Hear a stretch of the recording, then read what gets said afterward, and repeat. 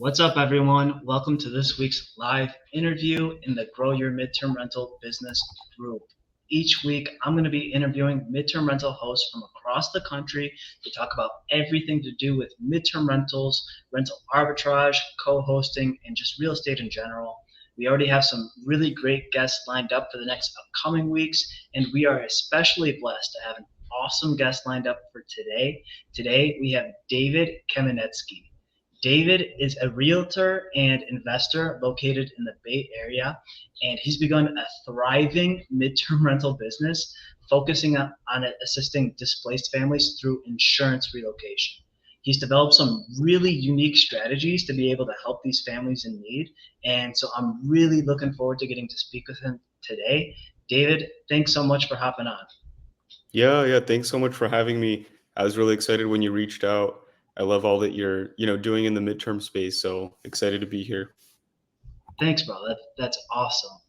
It's such a pleasure to get to meet you.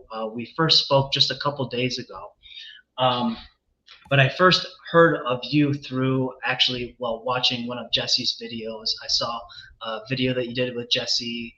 It's been probably 7 or 8 months ago that that was posted, and that was so inspiring to me to watch because like me, like you're like a young kid. I think you were 26 at the time. I was also 26. We're 27, and just getting to see like another like young kid kind of who's like going out and hustling and kind of getting these midterm contracts was just like really inspiring. And I actually went back to the video the other day. I actually left a comment under the video when I watched it. I was like, I said something like, "Oh, keep killing it, David. Like, I'm also 26. Like, let's do this thing or whatever." So, well, it's just to say, like, it's a pleasure to get to meet you. And that video that you Jesse posted was a really cool, inspirational video.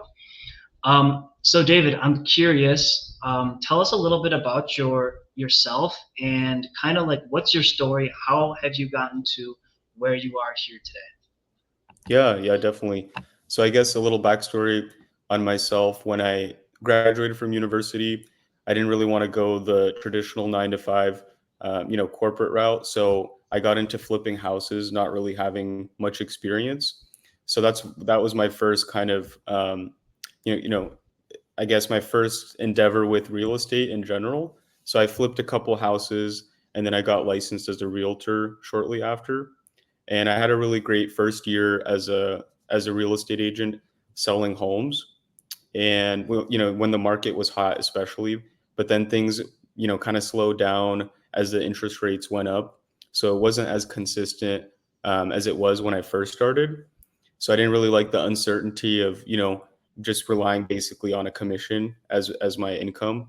So that's when I Mm-hmm. I came across Jesse with midterm rentals. I joined his mentorship and kind of just went all in with learning the midterm rental business, how to get corporate contracts and work with insurance relocation companies. So that was probably April or May of last year. So it's been about a year since I've been doing that. Okay, so it's only been about a year that you've been working, like doing midterm rentals. Yeah, that's correct. Wow. Okay. And tell us, what does your midterm rental business look like today? What do you got going on? What exactly are you doing in the midterm rental space? Yeah. So I do a mixture of arbitrage for insurance relocation clients mostly, and then I also co-host for a lot of investors and property owners. So I have about 20 properties that I'm co-hosting right now, and about 30 that I do arbitrage for. Holy smokes. Dude, that is crazy. So you're managing about 50 units, 50 properties, and you've done all this in about 1 year. Yeah, that's correct. Yeah. That's crazy. How's your sleep schedule? Are you okay? Because that's insane. Are you like you must be like hustling your ass off. Yeah, I am pretty busy a lot of the time, but I think as I'm getting my systems more set up and my team kind of progress so that I don't have to be the one doing everything, it's definitely getting easier. So it's not as time consuming as you would think. And I think with midterm rentals, the operational standpoint is not as maybe time intensive as short-term rentals might be. It's really more the upfront work and the ongoing work in terms of keeping the relationships with insurance relocation clients and just actively reaching out to different midterm leads that I might get as well. Wow. Okay, so you said you're co-hosting 20 and arbitraging 30. Let's start with the co-hosting. What do these properties like look like? Like, what is your portfolio mix? Are these like smaller properties, larger properties, 3 bedroom, 4 bedroom? Are they more budget friendly or more luxury properties? Like, what's that portfolio kind of look like? I'm Yeah, curious. yeah. So pretty much all of our properties are single family homes. The most Okay. common is a 3 bedroom. We have some 4 bedrooms, like one 6 bedroom. Oh, well. So I would say it's definitely trying to go more for like a luxury clientele, but a lot of our properties are more average priced, I think, for California. We do have a few in the Central Valley, so it's not like they're ultra luxury or very expensive. We try to cater to the majority of families that might be coming from a more traditional house, like a 3 bedroom, 2 bath, and we want to be able to cater to traveling medical professionals that might be on a budget. So I think we're kind of like average price Okay. for California, but pretty Sure. much all is single family units with maybe like one condo in San Francisco. Okay, cool. And these, like, your co-hosting service, like, I'm assuming you're basically managing all the day-to-day operations for all of those properties. Is that correct? Yeah, yeah. So I pretty much do all of it for the co-hosting side of things. My VA helps me more with for the arbitrage side of finding properties for our displaced families. So the co-hosting is mostly just me managing the day to day, making sure that we're booked and all the guests are happy. Cool. And I want to talk to you a little bit. I want to ask about your VA in a little bit as well, because that's something I think a lot of people are interested in learning more about, because that's a Yeah, pain point definitely. for a lot of people. Okay, so now your arbitrage unit properties that you're doing. When we talked about this, dude, what you told me, like, it kind of blew my mind because you're doing what you've kind of made up this term, like reverse arbitrage, right? And the way that you're doing arbitrage is actually very different than the way that I do arbitrage. So, can you explain to us, like, what your arbitrage arm of things, like, what are you doing there, and like, how does that work? Yeah, yeah, definitely. So with the arbitrage, I guess it started out as, once I had a few co-hosting units, Mhm. I was able to get a little bit more attention and traction from the insurance relocation companies because I had, not just one or two properties to offer, but I had a handful of properties that I was able to offer them and help them with. So once I started building those relationships with the insurance relocation specialists, they started to send me, more and more families that they needed help with. A lot of these specialists are, kind of overwhelmed with the amount of claims and families that they're helping with at once. So my goal was to establish myself as being their California provider and being able to help them with, any of their California needs. So they started to send me, different families that they might have. So what I did is I just started networking and reaching out to different property owners in those locations where they already have furnished units that are available. So what I would do is I, reached out to the owner, made sure it was still available, and make sure that it fits the criteria of what the family's looking for. And from there, I explained to the owner that I do add a fee on top for being, and I would be the one renting it from them. And then basically I submit the price with my fee added to the insurance relocation company. And you definitely want to be price sensitive and conscious because every family has a different budget.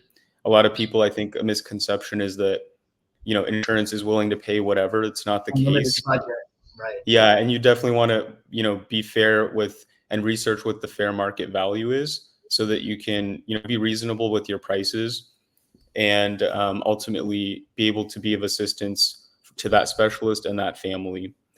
Um, so that's kind of how I structure it. So at this point, I've been able to grow a pretty big database of property owners that we've worked with or are willing to work with us.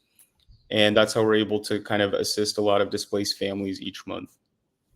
That's awesome. So you said a couple of things there that caught my attention. So first thing you said was that you had a couple co-hosting units under your belt basically, and that having that kind of that scale or having those properties kind of allowed you to like leverage that to build those relationships with the insurance relocation specialists. That's Yep. something that I experienced that as well. It's like when you have like multiple properties that you can call up an insurance rep or really anyone that you're who can send you potential leads, and you can say, hey, I have 5, 10, 20 properties in this area, and like I want to be your go-to provider.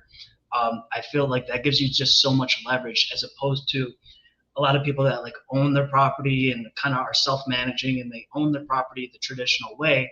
It's really hard to scale to 10, 20, 30 units quickly. And so like you're calling up these insurance reps and being like, hey, I have one property in the middle of Idaho. And like, dude, the rep is in the other side of the country. The rep doesn't care. So what you did is that you got some scale and then you told those reps like, hey, I want to be your go-to person for this area. Anything you have, send it to me and I'm going to find something to make it work. That's what I heard from what you said there. And I do the same thing. It's like when you have that scale, it's almost easier to get the places booked and build those relationships that you need to build. Um, rather than like when you have one or two properties and it's like Definitely, you know definitely. It sounds like you've been able to do, a similar thing with the, recruiters and the medical travel industry. So I think, Mhm. the same model can apply to a lot of different industries. It doesn't have to be insurance relocation. It can be like construction companies or, whatever that market has a lot of, different companies in. I think that it can work kind of in a lot of different ways. Yeah, exactly, 100%. Because yeah, like you mentioned, like a lot of my target market is really just like travel nurses. They're maybe more like budget conscious and stuff like that. But the way that I get so many of the travel nurses is just by building relationships with the recruiters directly. And then whenever they send a travel nurse to my area, they give that travel nurse my contact info, and then I help, and then that travel nurses reaches out to me directly, and we help them find housing. So it's basically it's the same thing, but it's a different it's a different market, man. I mean, California, you guys are the prices are insane, man. I mean, I'm in a cheaper market, right? I'm in Buffalo, so it's a different market. But no, that's really cool. And now one thing that you're doing with arbitrage that's really different than what I do is when you're renting these properties from the landlords, you're only renting for the length of the need for the tenant. So basically, you have a tenant lead that comes in. You go, you find the property, and you rent that property for the exact length of stay that the tenant needs. Is that correct? Yeah, So, yeah, for definitely. example, the tenant needs like a place for 3 months. You're going and you're finding a 3 month renting a place Yeah, for yeah. 3 months. So doing it this way, you have, I think, a little bit less risk, because when you are doing the traditional arbitrage, you're locked in for 12 months, whether or not you can secure a tenant. So doing it this way, I think it's a little bit, you get best of both worlds because you're able to get an already furnished property. You definitely always want to vet it as well and make sure that it's, up to, your quality standards and make sure that Mhm. it's safe and a good place. And often with the insurance relocation, the family will most times they'll view the property in person before they move forward. So that's always good just to make sure they know what they're getting, they're okay with it. And it also gives the owner the opportunity to meet the potential family and make sure that they're comfortable with them and that they feel that it's a good fit. We also always do a background and credit check, even if insurance is paying for it. So we want to do our due diligence and try to vet, our clients as much as we can just to make sure, everybody's happy and try to avoid as many issues as we can. So doing it this way, it's less risk. You're already getting furnished property. It's really your time that's invested rather than, you investing, to furnish an entire house or an apartment. Mhm. So I think that doing it this way has allowed me to kind of scale it at a quicker pace, you could say. No, definitely. It's definitely less risk. You don't have to put up you're not furnishing it. You're renting already furnished apartments, so you don't have to put up the upfront capital to furnish the property. So it's definitely less risk than the than like what most like Airbnb arbitrage people do. So the way that I've always done it up to this point has been more so like the Airbnb arbitrage way, where I'm renting an apartment or whatever, a property. Usually I'm doing now 3 year lease, right? Now I'll negotiate some concessions. So I'll get like 2 months free rent up front, 3 year lease. I might beat them up on the rental price, on the monthly rental price a little bit. We'll negotiate in a annual rent escalator. So like, okay, my rent will go up 3% each year, because that's a big concern for a lot of landlords, is they want to be able Hmm. to raise rent each year. Um, and then, so basically, I'm negotiating like a 3 year lease like that. And then I'm getting the place furnished and then getting tenants in and out. And then basically, I'm responsible for making sure that it's occupied and filled, and that it's not vacant. I also have now in my lease agreements, I do also have some clauses that allow me to essentially responsibly break the lease if I need to. So for if whatever reason it's not working out, if the place isn't profitable, Right. or anything like this, I can responsibly break the lease in a way that leaves the landlord without losing any money, and allows me to basically exit the deal. So I do have some like exit strategies like that. But the way that you're doing it is pretty cool, because it's like what you said. It's a lot less like you don't have you don't have vacancy cost. Basically, it's a lot Right. less open. So Well, I'm that's curious, Christian, when you for your like early lease break, what is kind of like the way that you structure that? Because I did just sign this week like a long-term arbitrage similar okay. to how you do it, and Yeah, they had requested like a 2-month rent payment if I want to, break break the early. lease early. So I'm just curious, what's kind of your standard that you do? Yeah, so I have two main exit strategies. One, I have it that I am allowed to sell or transfer the contract to another operator. Okay. Um, so I can basically, and that also allows me the ability to sell part or all of my business, because like a lot, like I'm building a portfolio. I'm building a business, right? Right. A lot of arbitrage people, like I talk to, especially in the beginning, like they don't. I feel like they don't really realize like they're building a business. Like they just, I don't know, right? But like I'm building a business, and eventually I would like to have the right to sell it if I choose to. Not that I choose. I'm plan on it anytime soon. But if I have a major life change, or something happens, God forbid, I get in a car accident or something, I need the ability to sell the lease agreement or sell the business and the operations and everything to someone else to take over everything. So that's my ideal exit strategy, is like I could just sell the lease agreement and the furnishings and the business to another Hmm. operator.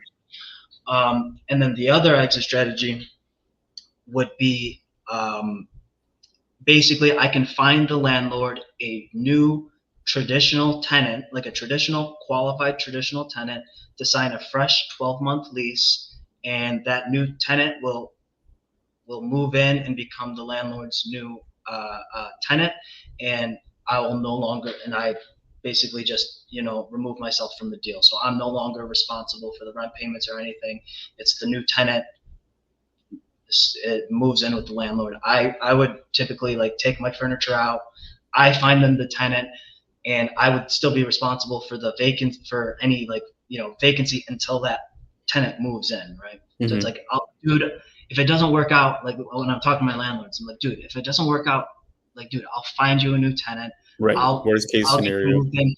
They'll sign a 12-month lease with you, and and that way the landlord's not really isn't going to be losing any money, and that's a way to responsibly break the lease.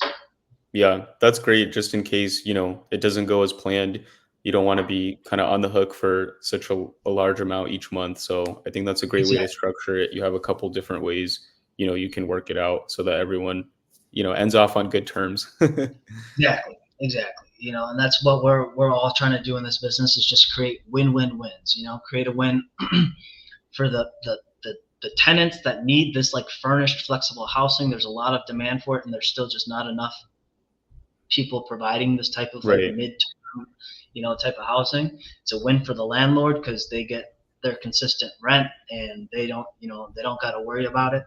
And we're obviously creating a win for ourselves because we're creating a business and be able to create a living for ourselves doing this. So yeah, Yeah. man, And it's what a I lot like of fun. about your strategy too, I think it gives you more consistent income longer term. With my method, the downside, I think it's the shorter term. It's limited to those 3 or 6 months, or Yeah, however long it is. So constantly looking for new properties. I'm sure is a struggle for you. yeah, it's very time consuming.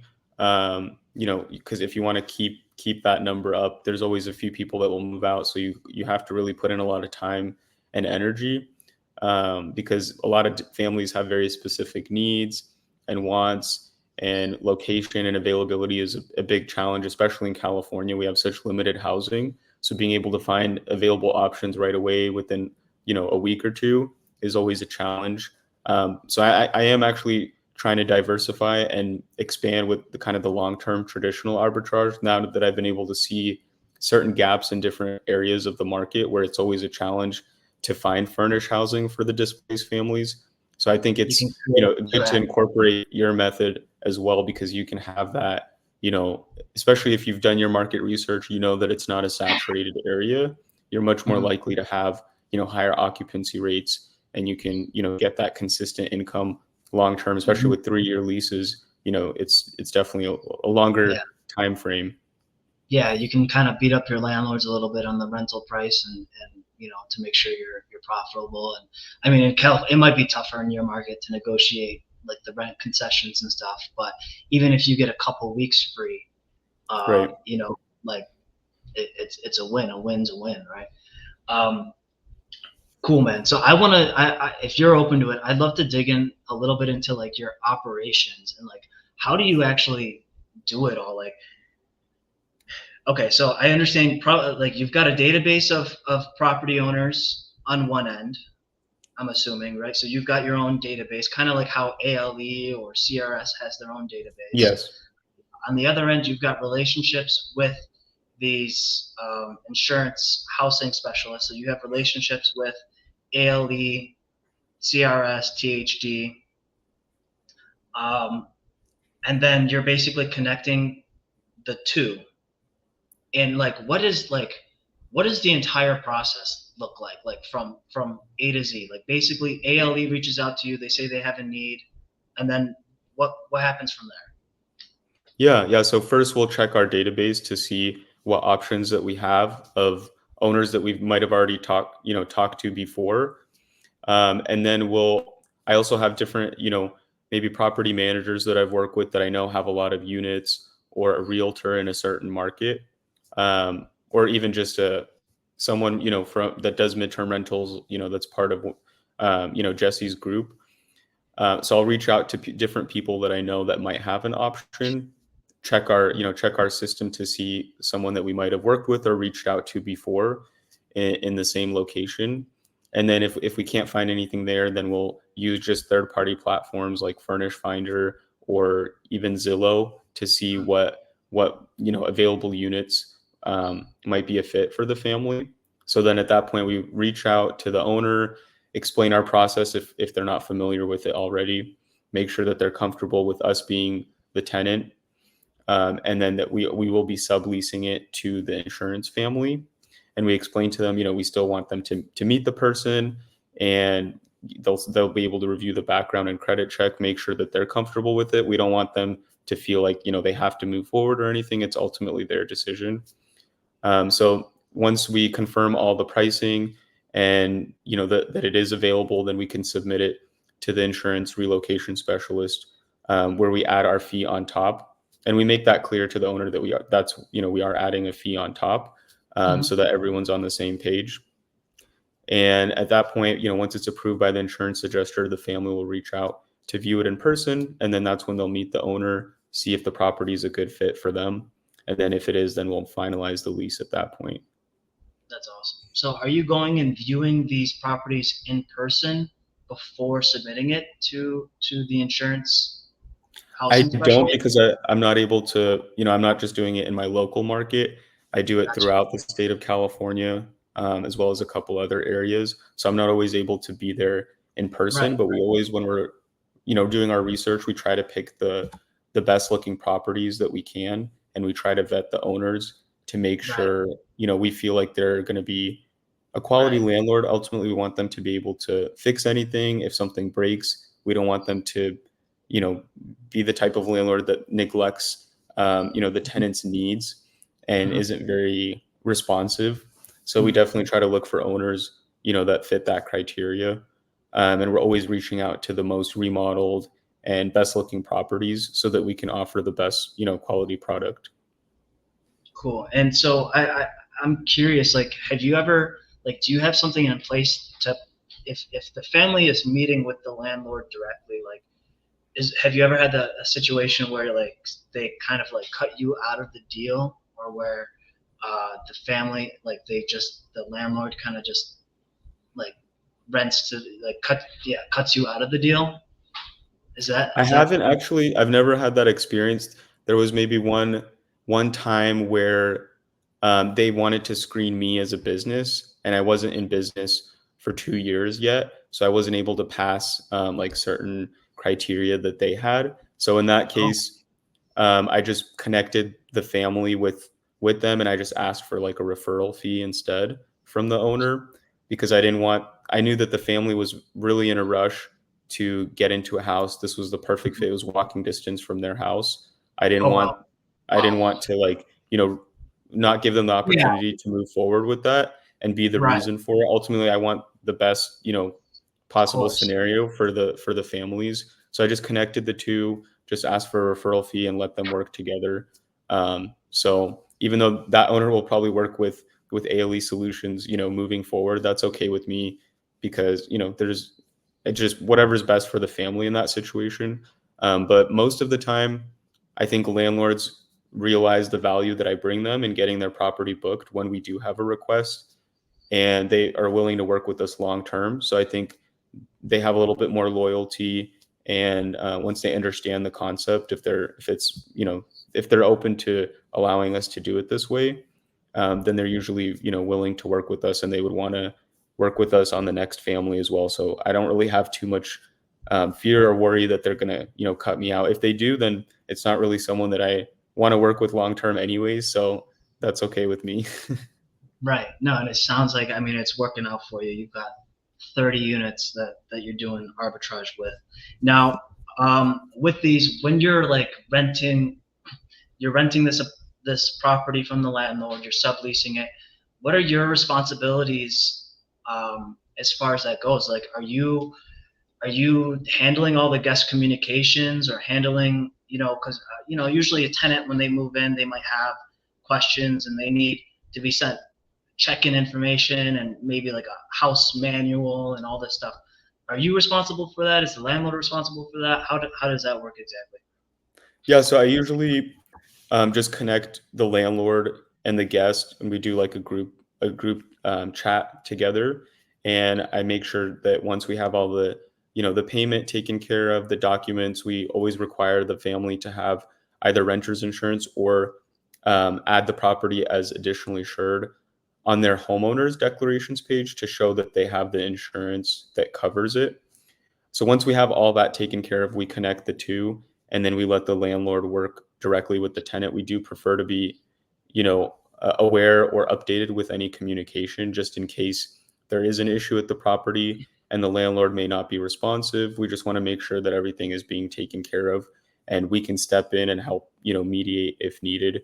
But most landlords we've had a really great success with. They are really on top of everything, and we rarely have any issues.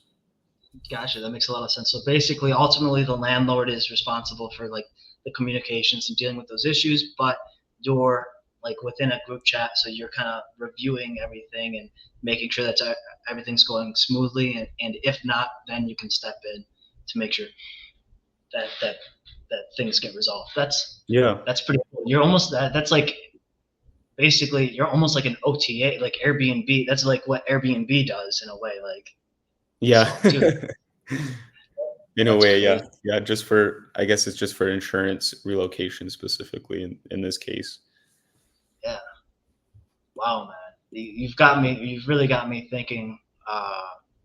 Like, like you mentioned, you want to do some longer term arbitrage. I want to start doing some of your reverse arbitrage or whatever the hell you want to call it. I don't know, man. It's super cool. But all right, we're already past. It's 1:30 now. So, guys, any questions? Everyone watching, if you have any questions for David or I, please feel free to put them into the chat. We have the next 15 minutes available to answer any live questions that you might have. David is obviously just a huge wealth of knowledge. I mean, what he is doing is super unique, and there's really not many people out there that are doing this exactly. Like David is doing it. So any questions you have, go ahead and put them into the chat. Also, guys, if you want to learn more about growing your midterm rental business, whether it's through owning property with rental arbitrage or with co-hosting, I do have a super affordable coaching program. It's currently only $149 a month. I'm literally giving this stuff away. In this program, we do live Q&A calls every week where you can ask me direct questions specific to your business, and you also get access to over 80 video modules. So my assistant will drop the link in the comments right now for you to learn more about the program. You can also schedule a free 15-minute call with me to see if the program is a good fit for you. All right, so we have a couple questions in the chat here. Lelaine asks, oh, I actually already kind of asked this Yeah, we kind question. of already talked about that one. Yeah, what stops the relocation specialist from going directly to the landlord? So basically, your answer was that most of the you haven't had much of an issue with this. Most of the landlords see the value that you're providing. Taylor asks, how are you finding people to co-host with? Yeah, that's a great question. So when I was first starting out, my first few co-host owners that I work with, I found on Furnish Finder, and I just noticed that their property itself was really great, and some of them even already had great design as well. But the pictures maybe weren't the best, or their pricing I felt like was low, and I can add value by getting them higher rates. So I kind of looked out for, like my first one was already nicely furnished, already had great pictures. It was listed for 3,200 a month. I knew that insurance was paying, more than double that in the area. So I knew that I can get them more money. So I just connected with the owner. He was a little, unsure at first, but he was also interviewing with Airbnb management companies that just wanted to put as many people as possible in his house. And I told him that's not my goal. And, we usually have families that are homeowners that will take better care of your place. And we also do cater to travel medical professionals.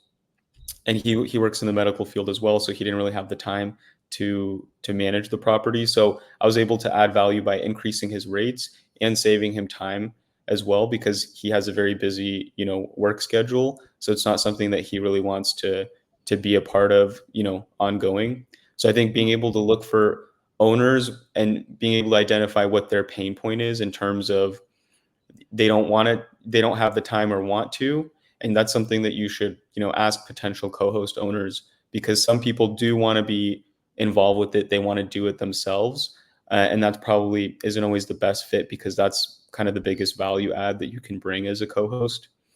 And then also the design aspect, I've worked with some owners where the house itself looks great. I just know that there's some improvements that could be made with the furniture and the way that it's designed. So I usually connect them with one of my designers to work with them directly to get the house up to our standards. And I always require that, as well as professional photography. So I think being able to take on units that fit your level of standards in terms of quality, and you're able to optimize the property's success by being able to market it in the best way. I think that sets up the owner and yourself as a co-host for the most success. So I think uh, just being able to being a little bit more particular on who you want to work with too. You want to make sure that they're a reasonable person, you guys get along well. But yeah, looking at Furnish Finder or just going to local investor meetups or online groups and just connecting with people, that's been the best way for me to be able to grow my co-host portfolio pretty quickly. Yeah, yep, beautifully said. There's all sorts of reasons people need to hire a co-host. I would say if you can position yourself as an expert or somebody who is, just a go-getter in the field, people will want to work with you. I always also, as you, Taylor, because we've spoken before, Taylor, and I know you co-host properties already, or you arbitrage, but you let your landlords know that you are expanding your co-hosting stuff.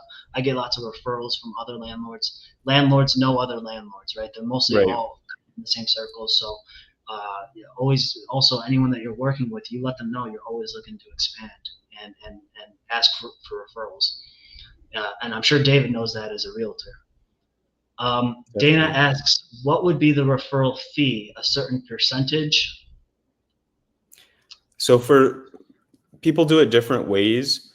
What I've heard a lot of people do is like a 10% referral fee. Personally, for the co-hosting, I do 15 to 20% of the gross rent. So I structure it a little bit differently for the co-hosting, and I do the 15% if I'm able to generate under a certain amount of revenue. But if it's over a certain amount, that's when I charge 20%. And I try to do it that way. And I think landlords really appreciate that because they have a certain number that they need to make each month. And I want to make sure that I'm helping them cash flow. And there are times where, we're not able to get the higher rates for the property. Mhm. So structuring it that way, I think has shown that I really do have their best interests in mind. And, having that agreement, and I always have them tell me what number they want to be at. And then if I feel like it's unreasonable, then we, come to an agreement. But usually I just honor whatever the number is that they are looking for when I do it this way. Gotcha. So that's how I structure it in terms of the co-hosting. And in terms of referral fees, everybody does it differently. So just whatever, makes sense for you and is worthwhile for you.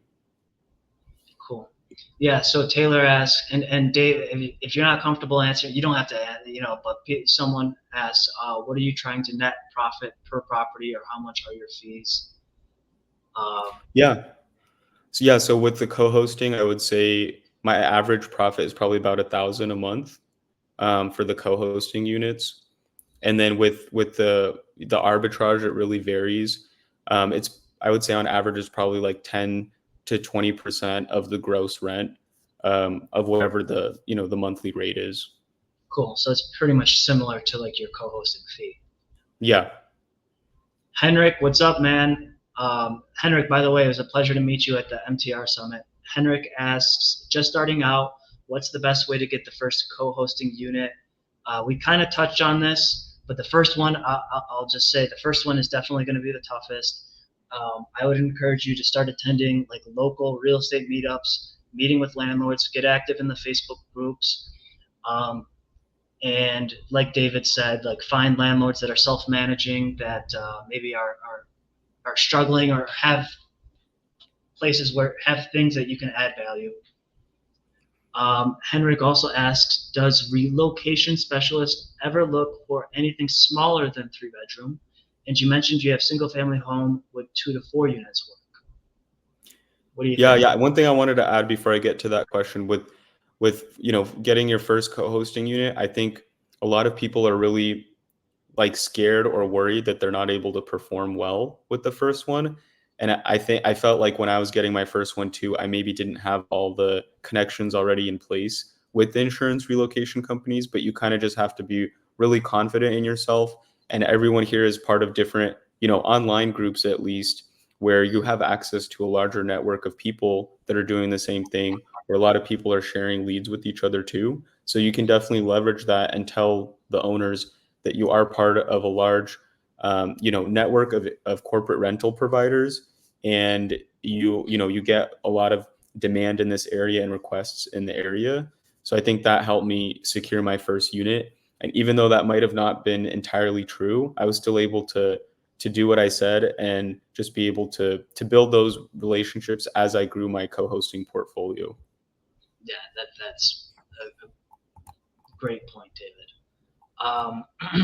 Oh Yeah, yeah, and the then next one, the relocation special. Yeah, yeah, so most, I would say majority of the requests are for 3 bedrooms or larger. We definitely do get requests, for condos, apartments. A lot of them, they want to be like on the ground level or have no stairs. It's a very common request for insurance relocation to have at least 1 bedroom and full bath on the main level, or be, accessible. There's a lot of elderly folks that can't do a lot of stairs, or people that need, wheelchair accessibility.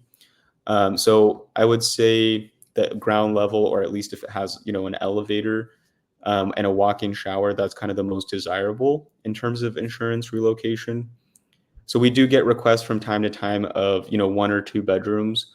I would say a lot of the time it's, not a lot of time, but some of the time it's more cost effective to have the if it's a smaller family, just 1 or 2 people, just be in a hotel, unless it is a longer term, then they are going to secure, a furnished apartment or a smaller home that may be 1 or 2 bedrooms. that's great. So guys, we do have a hard stop today at 1:45, so we basically have time for one more question, and then we are going to have to log off, unfortunately. I know David and I could probably talk with you for at least another 3 hours, and this is like such awesome, valuable information. I'm learning a lot as well. So the last question we're going to take here is Dana's. She asks, some of the great hosts on Furnish Finder want me to have my clients to book on his Furnish Finder listing so that he can do the background check on KeyCheck. So how do you add your additional amount in a situation like this? The guest would see the dollar amount difference.